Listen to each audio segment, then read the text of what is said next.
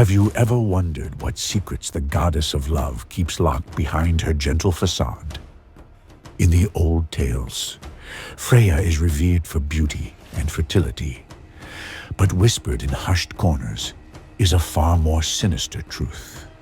Today, on MythX, we unravel a hidden side of Freya's legend, one stained with blood, betrayal, and an undercurrent of dread. By the end of this tale, you'll discover the horrifying fate that befell anyone who dared stand in her way, a fate sealed by her wrathful hand.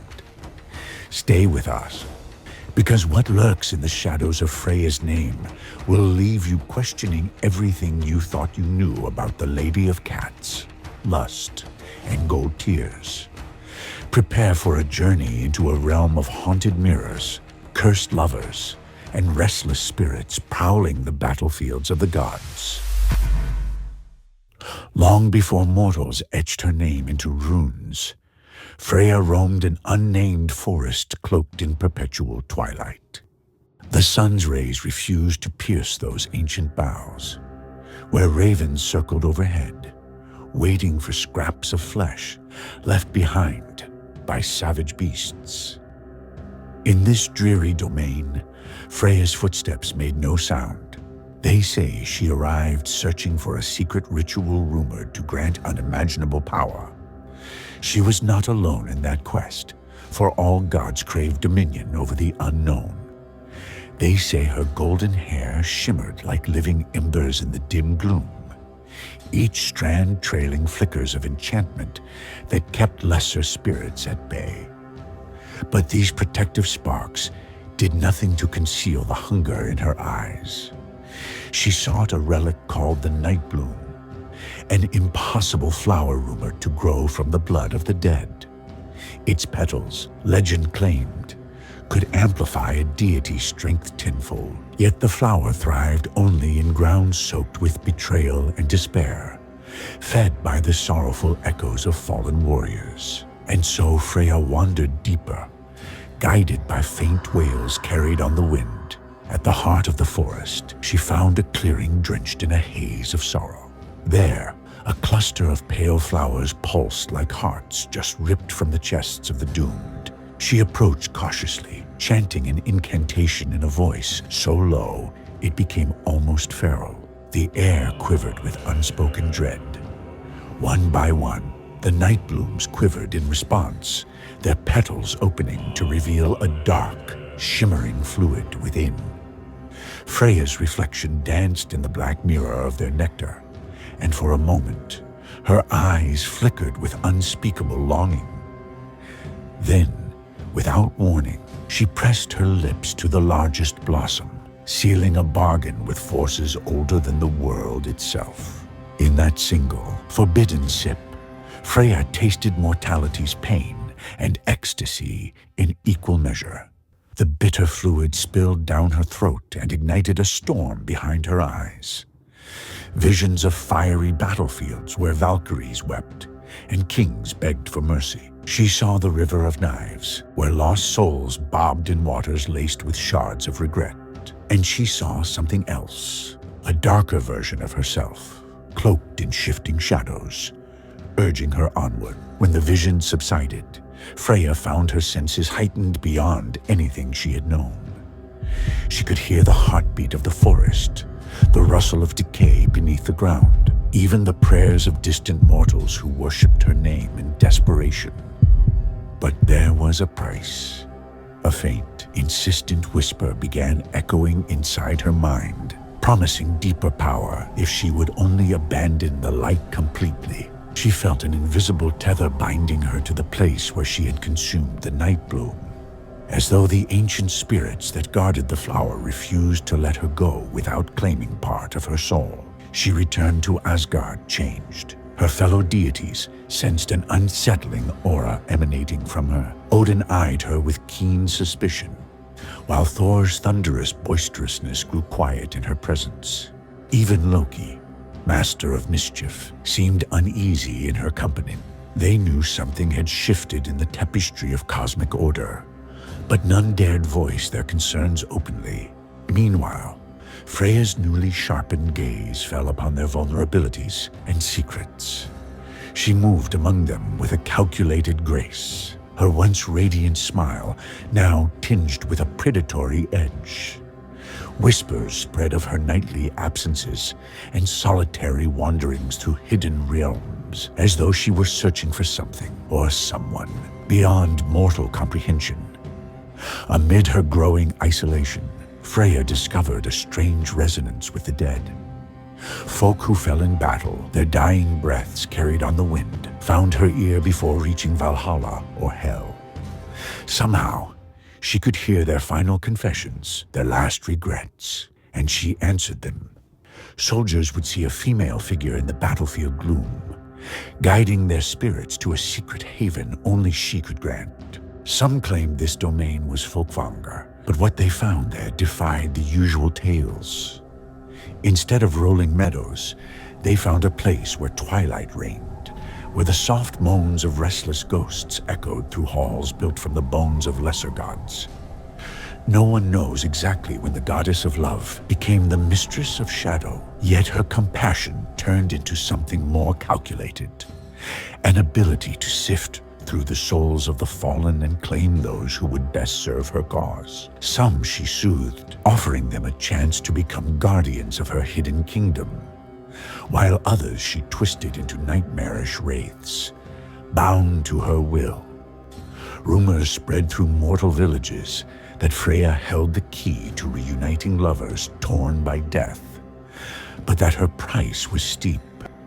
She demanded a pledge of unwavering loyalty, sealed with a drop of blood upon a blackened altar. Tales told of warriors seeking her out, only to return as silent husks, eyes void of color, driven by an obsession to fulfill her every command. These rumors became nightmares whispered by children, huddled around dying hearth fires, and still the goddess's legend swelled. Where once she was revered solely as a tender caretaker of love and fertility, now she was feared as a sorceress who could command an army of the dead with a single flick of her wrist. Strangely, Freya's new power awakened a thirst in her that extended beyond controlling souls. She sought to understand the darkest corners of fate, the intricate tapestry of death that wove itself through the 9 realms. In secret, she practiced necromancy under the pale moon, summoning spirits best left undisturbed. From them, she gleaned forbidden knowledge about the future, the twilight of the gods, the doom that awaited Asgard, and the part she would play in the final reckoning. Each revelation tightened the knot of shadow around her heart, fueling her desire for dominion. Yet a fragile thread of conscience remained. On certain nights, Freya wept golden tears, each a shimmering drop of love she could never completely forsake. But the tears also served as a reminder of her dual nature. Loki, ever the trickster, sought to exploit her turmoil. He appeared unannounced at the threshold of her hidden sanctuary, offering to share secrets that would cement her power. In exchange, he asked only for her silence about his own plotting. Freya agreed, partially out of desperation to control the raging forces within her, and partially out of curiosity for the mischief gods cunning. Their alliance was a testament to the twisted paths that can form among immortals when ambition and fear collide. With Loki's guidance, Freya performed a series of chilling rites that infused her beloved necklace. Brazingamen, with an unholy potency, once merely a symbol of her radiant beauty, it became a talisman capable of channeling death's energy. By day, it sparkled innocently upon her breast. By night, it pulsed with an eerie glow, whispering promises of destruction to any who dared covet its power. As Freya's strength grew, so did the horror that followed in her wake. Mortals tempted by the chance to bend destiny flocked to her altars under the cover of darkness.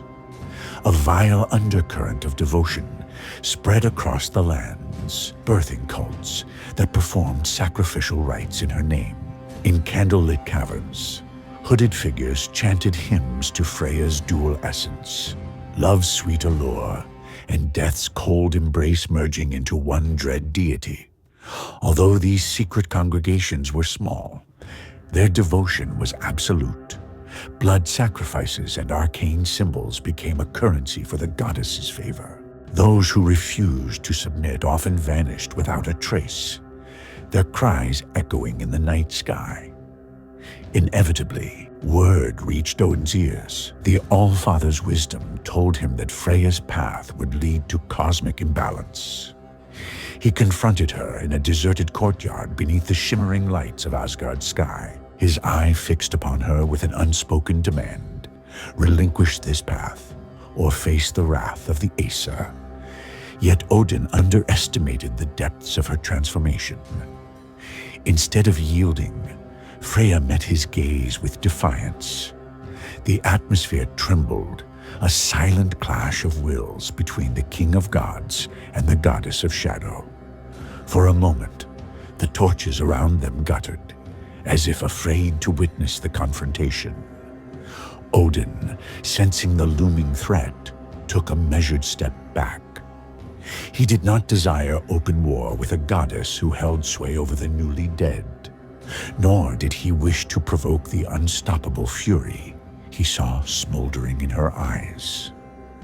Instead, he issued a final warning. If Freya continued down this path, she would stand alone in Ragnarok. With that, he departed, leaving Freya standing in the flickering darkness, her defiance mingling with a pang of regret. She knew that a point of no return lay just beyond her next decision. That moment marked the beginning of the end for Freya's last vestige of innocence. She retreated from Asgard entirely, taking solace in her hidden fortress of bone and sorrow. Surrounded by the spirit she had claimed, she prepared for a destiny that would shake the foundations of the cosmos. In the nights that followed, her once luminous dreams grew thick with nightmares. She saw herself standing upon a battlefield drenched in the blood of gods and giants alike, summoning souls to fight in her name. She felt the weight of Brisingimen around her neck, its power pulsing like a second heartbeat. Most hauntingly, she heard the final scream of the world as it collapsed into darkness. And here is the secret that few dare to speak. Freya was not entirely a victim of fate, nor was she an innocent goddess overtaken by outside evil. She chose to taste the night bloom. She chose to learn necromancy. She chose to harness the power of death. Each step away from light was her own, a path carved by her will to protect what she loved, no matter the cost. But in doing so, she opened a door that could never be fully closed. What lurked behind that door was a force that even Odin feared to confront. Many centuries later, travelers claimed to hear Freya's distant lament in the rustle of midnight winds. Some said they saw her wandering mortal graveyards, placing black roses upon unmarked tombs. Others insisted she appeared at the hour of a loved one's final breath, offering a choice: eternal companionship under her dark rule, or an uncertain journey to realms beyond. Perhaps the saddest truth is that Freya still weeps golden tears for the love that led her astray. Each tear that falls cements the bond between life and death, forging a destiny that grows ever darker with each passing eon. And that, my friends, is the shocking revelation at the heart of the goddess of love. A hidden empire built upon despair. Until next time, thank you for tuning into MythX. We will see you again very soon.